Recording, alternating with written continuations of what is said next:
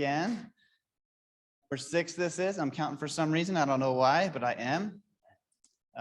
Last year I made a resolution to read the Bible in a year, and I was able to do that. This year I made another resolution. I said, I'm not going to read the Bible again, but I'm going to try to study more of a certain section of the Bible. I started in Genesis, and I said, I don't want to start there for some reason. So I went to Exodus. So I was like, I like this. I started reading it. I read all the way to the 40th chapter. And I said, the next sermon I am going to do is going to be in Exodus. And then I realized, well, there's 40 chapters. What can this possibly be? And I realized that there's going to be, there's like Exodus 1 and 2, because it's broken up in 2 different sections. Verses 1 through 18 is the beginning part. It talks about the Israelites in slavery with the Egyptians. It talks about Moses being born. Goes on to about the burning bush, him calling him back to Egypt. The 10 miraculous plagues that were cast upon Egypt. The children in the wilderness led to the Red Sea, crossing the Red Sea. Then we had the songs of Miriam and Moses. We had the bitter water made sweet. We had the manna, and then also water from the rock. And Jethro's advice, his father-in-law. And then the second part, it's about the covenant God made with the Israelites. Moses going up on the mountain and giving the 10 commandments. And most of it was all about tabernacle, all the articles that are in there. So I had to decide, what do I want to do this sermon on? I was like, I really don't want to talk about the 10 plagues there, because that could be like a seminar. And then our sister Carol asked me, do you want me to do a children's story in conjunction with your next sermon? I said, yes. She said, what's it going to be on? I said, Exodus 1 to 18 right now. I'm not sure yet. So I started studying a little bit more, and I was like, okay, I just need to go back to the beginning. So I'm going to start out with Exodus and go from there. The story of Exodus starts out with saying that the children of Jacob, the 12 sons, they all died off, and now they are being slaves. I just kind of wanted to go back to what happened. It goes back to the brothers selling Joseph, and he became a slave in Egypt. They kind of knew they'd never see him again, because slaves never escaped from Egypt. It was just known back in those days that if a slave escapes, they'll get him and they'll never escape again. They had some very strict rules, and they just assumed their brother was in a slave camp or possibly dead. They really didn't know. Great Pharaoh had a dream. And in the dream, he was telling everybody what happened, and nobody can interpret it. But there was this one guy, he said, Great King, I want to stay in your good presence, but you threw me in jail 2 years ago. And this man in the jail interpreted my dream, and it came true for myself and the other guy. So in the dream, he called in Joseph, and he says, here's my 2 dreams. And in the dream, he was saying everything that was going to happen. He says, Great King, this is a sign from God. You're going to have 7 years of plenty, 7 years of famine. This is just a quick little overview of Genesis there. And he said, you need to put somebody in charge, somebody that could take control of the land. He even told him how to do it. And the great Pharaoh said, you know what? You are the man. You have God with you.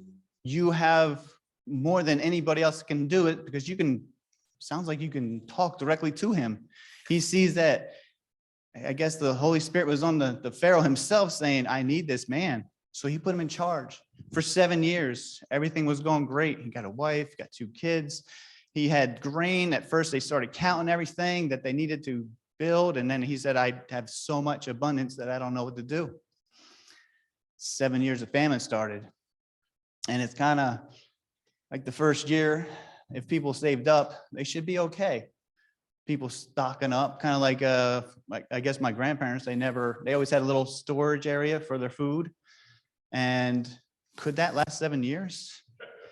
I don't think so. I remember last year in Texas, they had a drought. It was 108 degrees for like 55 days or something to that effect. And because the heat was so intense that they couldn't feed their cows. So they took the cows to the slaughter when they were only 800 pounds instead of 1,200 or 1,500 pounds. So they were not getting as much money. Imagine if that happens again this year. So now they're like, okay, what do we do? The rain's not coming down like it's supposed to. Everything always happens. We always get rain in the spring, but we're not getting any. So come the second year, the Israelites said, go to Egypt, go get your grain. I heard they got it. And just to sum this up quickly, they went there once, they left Simeon behind, came back the second time with their younger brother Benjamin. And when he came back, he said, I am your brother Joseph. You sold me for evil, but God meant it for good, so I can save our whole family. Now, during those 7 years that Joseph was in charge, when the people said we needed food, they said, okay, what do you got? Well, I got my cows that are 800 pounds instead of 1,500 pounds. He says, all right, give me some of those and I'll give you some of our grain. They came back again. We still don't have any food. We need more food. They kept going until they pretty much sold everything they had, and they all became under the serfdom to where the king owned everything. And then they made a rule where for the rest of their lives, pretty much 20% of what they have, it's going to be going to the king. So now the king has been greatly enriched. All nations from all around were coming to this one place because they had food and nobody else did.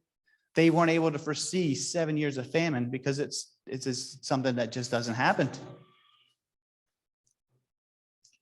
The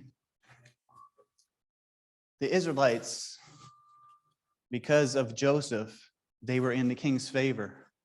When they came back as a whole family, they were granted to have part of the king's land, to stay there forever.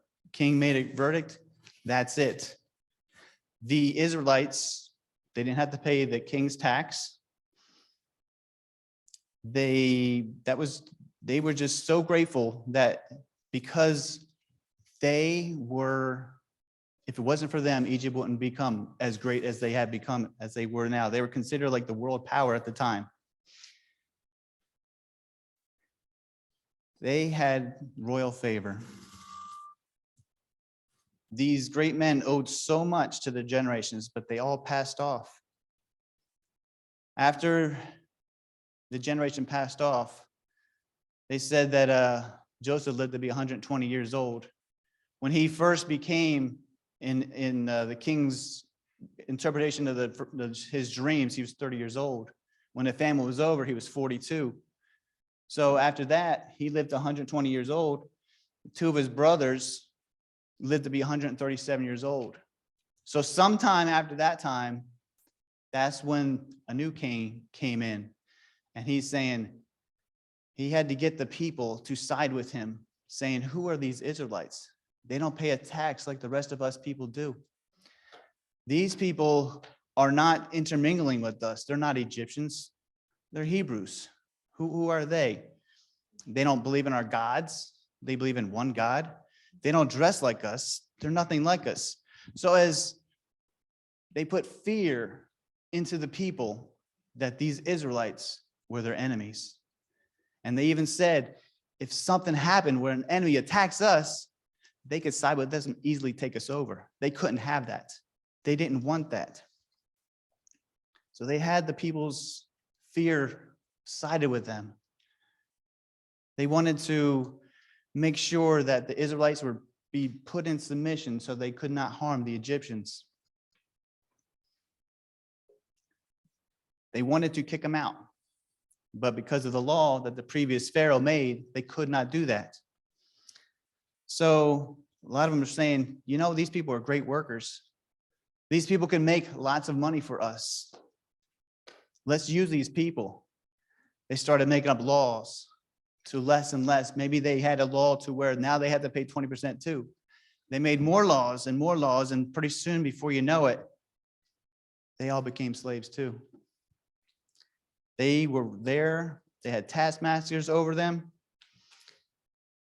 And as soon as that was over, slavery became complete. They made him work with rigor. I had to look up some of these words because rigor to me, it's kind of just simple, but I said copious sweating. It means abundant in supply or quantity, superabundant, plentiful, ample, profuse, full, extensive. I know when I was in Iraq, they made us drink 5 gallons a day, five gallons. That's 80 cups of water a day. And I don't know if you guys remember the Three Stooges back in the day. They used to have these sword fights. And he says, oh, he never touched me. He drank water and the water just poured out of him. That's pretty much what it felt like. I didn't know so much water could come out of my body. So that's a lot of water. So they're living in this condition where they're sweating profusely. They're doing hard labor. Back then, they did more like 12-hour shifts, 6 days a week at least. That's pretty much what we did in Iraq as well. Here, we have it much easier. We do 8-hour shifts. And I guess you could say over there, they did 60-hour weeks. We do 40 here. So their full-time and our full-time is a little different. They also said it was not just rigorous, but it was also bitter. Bitter is pretty much, it's not sweet. It's not sweet at all. They became angry, hurt, resentful because of one's bad experiences or a sense of unjust treatment. They were in bondage. They were in hard bondage. They were in a state of being a slave. They were made to make the cities. They were making bricks and mortar. But the reason why they were trying to do this to the Israelites was because they were trying to submit them to lesser people. They figured if they can make them into slaves, that they can beat them down, that they would stop reproducing. Just the opposite happened. And they said, what can we do? We need to get rid of these people. They went to the midwives. The king, he had the midwives that would go around, and when a lady's ready to give birth, she'd come over there and help them out. And the king gave them an order. He says, you need to, because you work for me, you need to kill the boys when they are born. The women you can keep alive. It didn't specify whether they killed them and threw them in the river, but eventually they threw them all in the Nile River.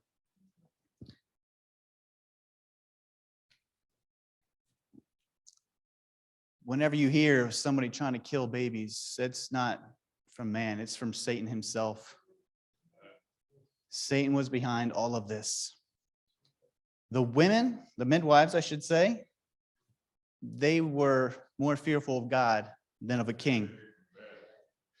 They wouldn't do it. And then the king came back to him and said, why did you not enforce my command? And they kind of just made up something. Well, these Egyptian women, they're here, they're good, but the Israelites, they just pop them out and before we even get there. Because they're so numerous, they just have so many children. So the decision of the king and his people, they decided let's kill the babies. So they raided Israel, killed every male child at birth. Now, there was also Moses born at that time. Moses, his mother saw that he was a goodly child, and she didn't care about the consequences at first. She did not believe that this child to be murdered. So she decided to hide the baby. She actually hid the baby for 3 months. 3 months. But then she realized, people talk. She's saying, I have to give up my child somehow. And this goes with Geral's children's story, a praying mother. where she said, I trust God that whatever I do, he will protect this baby. There was also rumors going around that there would be a savior amongst these Israelites to get him out of his bondage. It talks about Israel is going to be in a foreign land. Genesis 12, I think it was. Genesis 12 says about 400 years, he was talking to Abram, saying your people will be in another land. But there's also another thing. Here it is, Genesis 15. And he said to Abram, know of a surety that thy seed shall be a stranger in a land that is not theirs, and shall serve them, and they shall afflict them 400 years.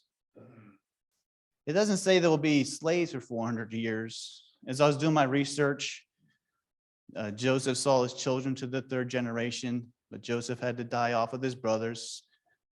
Two of his brothers died at 137. So if you kind of do the math and the research that I did, you have to give 40 years close to each other, but it was about 215 years these people were slaves in Egypt under this bondage that I described earlier.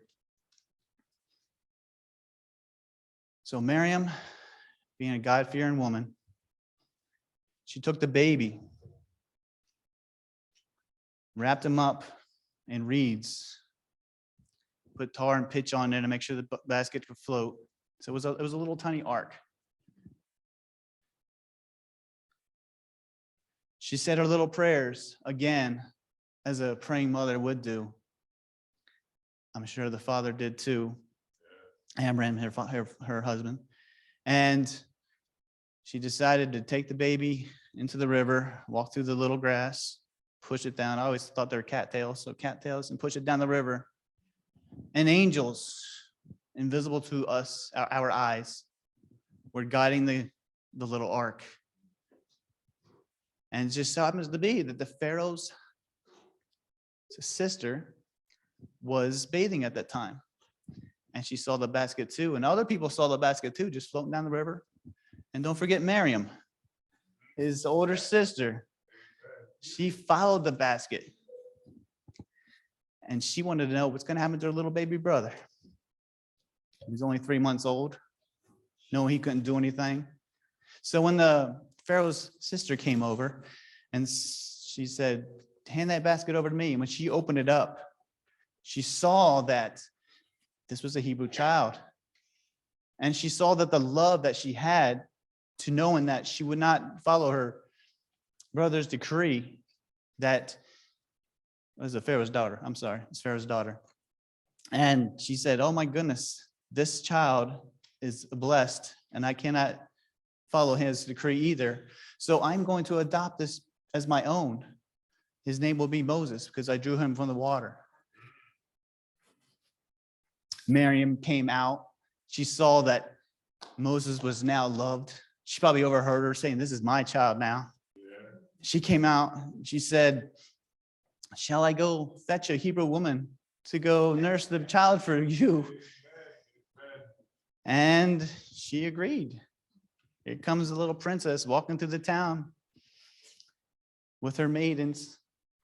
And she basically said, you, talking to the mother, the real mother. And could you imagine the scene that she saw, seeing her baby boy going to be a prince of Egypt right now? You will take care of this child for me, and I will pay you your wages. If you notice my title of the sermon, it says 12 precious years.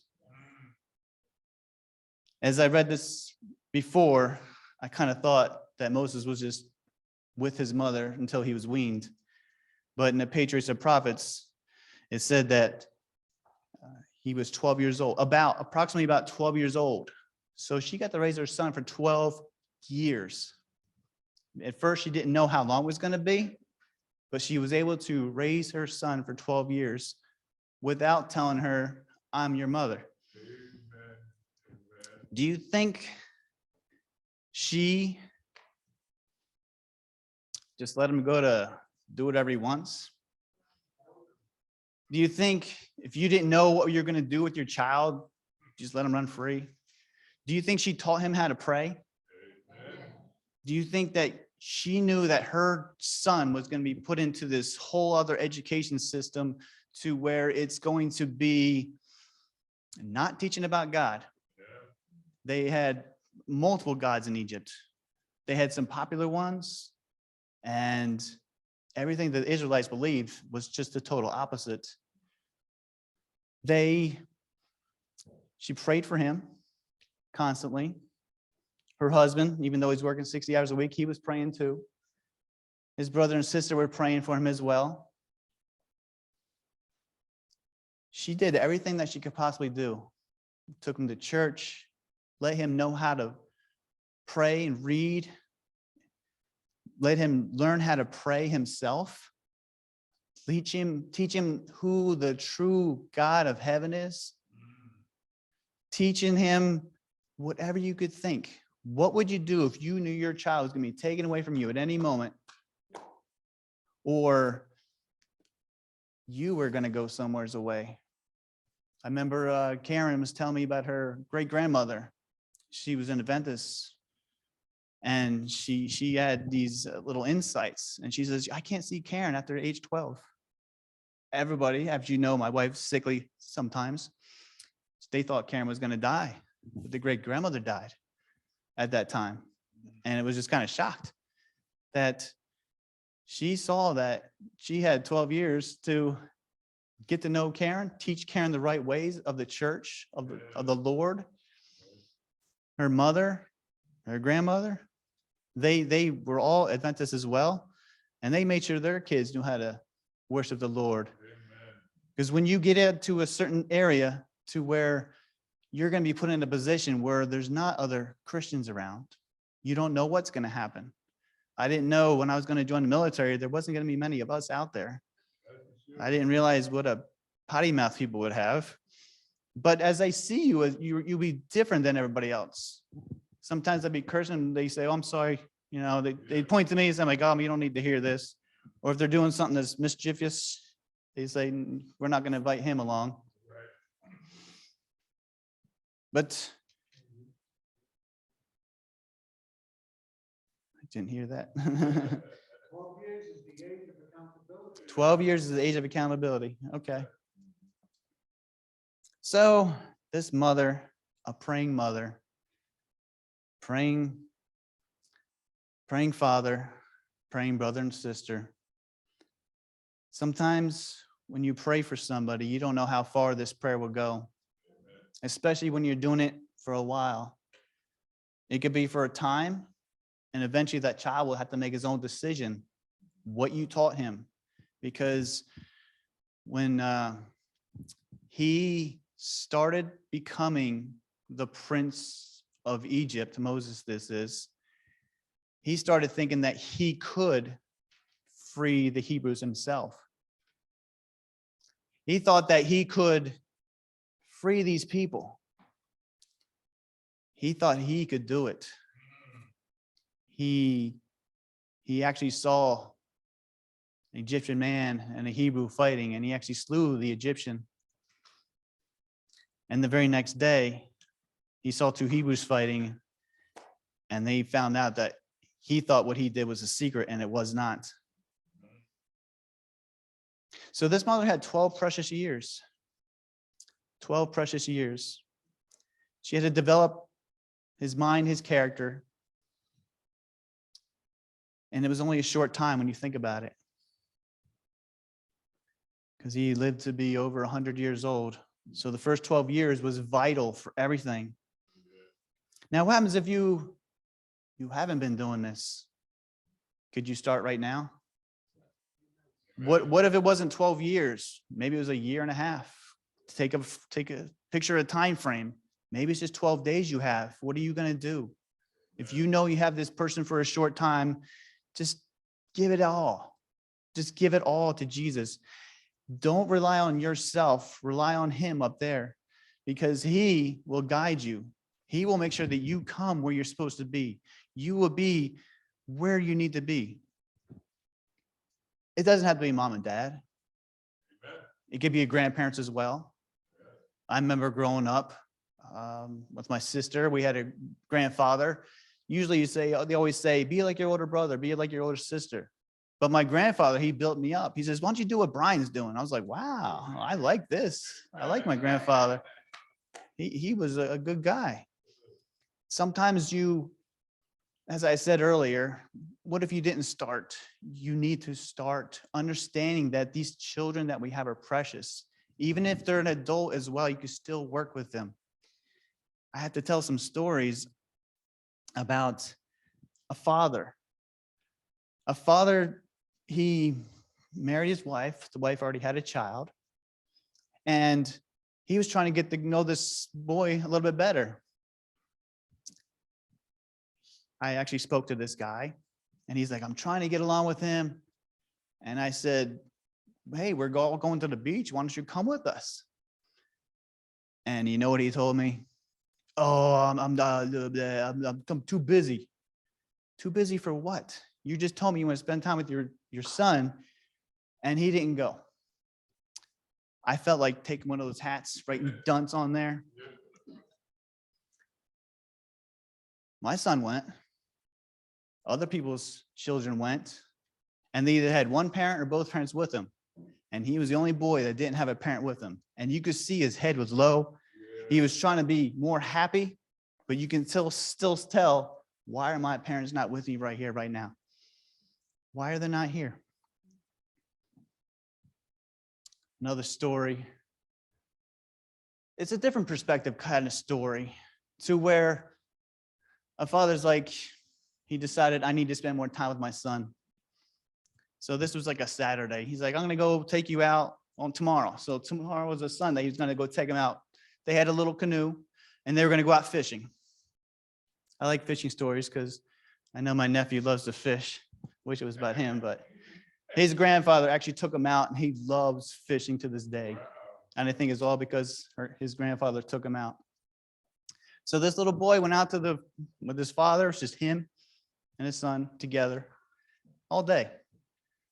And when they came home, mom had supper ready, or dinner ready, as we call it now. And she said, how was it? He was like, it was horrible. We didn't catch a thing. That's what the father said. And the boy was just kind of quiet. Come Monday morning, the boy actually went to school before the father did, because his father had reported at like 9, but this boy had school before that. And the mom said, come here, I want to show you something. She brought over a little journal. And the journal said, she wasn't spying on him or nothing. He left it open next to the bed. And she said, let me read this to you. It says, best day of my life. I got to spend the whole day with my dad. Wow. Fishing. Two different perspectives. Yes, a horrible day. I didn't catch anything. I got to spend the whole day with my dad. Yes, it means a lot. You don't understand what it means to a little child that they could just spend time. That's what the children really want. Amen. They don't want things. They just want time with their parents. The parents love their children, obviously. You also could not have children and yet still bless other people. I know some of you people have been here a couple of years. Do you guys remember John LaBunde? Yeah. I see the older heads nodding. Not older, but members that have been here for over, I think it was over 10 years ago he was here. He sat about right here. Right. John LaBunde was with Sam's mom and Angie. It was like a trio. They were always together. That man, he used to do a children's story. He wasn't that good. He loved children. But you know what I found out? He did not learn how to read until he was 55 years old. He wanted to just share the joy with the children. His education for reading was 2nd or 3rd grade level. He would come up here, put the finger on the book and read it. And he just found so much joy. Even he was in love with being able to read at age 55. He wasn't anything but he wanted to be He wanted to just share what he has. If you talk about the talents, as we spoke about before, he wasn't up here in the talents. He was down here. But you know what? He had a talent. He could read now at age 55 plus. And he read to those children. And when I told the parents he was 55 to learn how to read, they're like, he could read all he wants. So what I'm trying to say is, I haven't read it because I haven't found it yet, but I've heard it from a couple different Adventists. When we get to heaven, it's not going to just be all joyful, but God's going to ask you a question. And it's going to be a question of accountability. He's going to say, okay, I have given you this. What did you do with this? And they're going to say, oh, you going to be like that father? No, I took my kid out fishing. You know, there's a little bit of accountability. John LaBunde learned how to read. He wanted to share it. That's accountability. You don't have to be the parents of the children up here. It's just amazing knowing that we had kids that could read better than him. I remember the Villa Daughters were here when John was doing his children's story, and I knew they could read better than I could, actually. And they didn't care. They were okay with it. He was an adult. We let him pray. So there is going to be a little accountability. That what did you do with your talents that you had? I gave you all these talents that can make you a better person. And I don't want you to share it. I want you to share it. I don't want you to save it. I want you to share it with other people. They're talking about treasures in heavens in Sabbath school class. It was amazing this morning. I was a little behind with the Sabbath school class, and I read Thursday this morning, and it was all about treasures. Don't keep your treasures here, keep them in heaven. And when the treasures, what I'm thinking it is more like you have these things inside of you. Are you going to keep them to yourself? Are you going to share them with other people? If you were at age 55 and you just learned how to read, are you still going to keep that to yourself? Are you just going to do nothing to let other people know that you have a love in your heart that you want to share with other people? Just some things to think about. I have all these notes here, and I don't think I looked at hardly any of them. All right. Great. Yeah.